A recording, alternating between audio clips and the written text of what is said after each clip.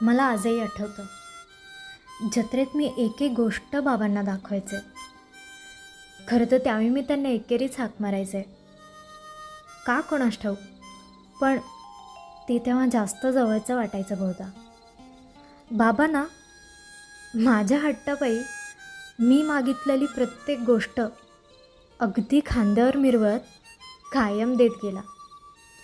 म्हणजे नुसताच खेळण्यातला फोन, पण किती दुर्मिळ आनंद द्यायचा तो.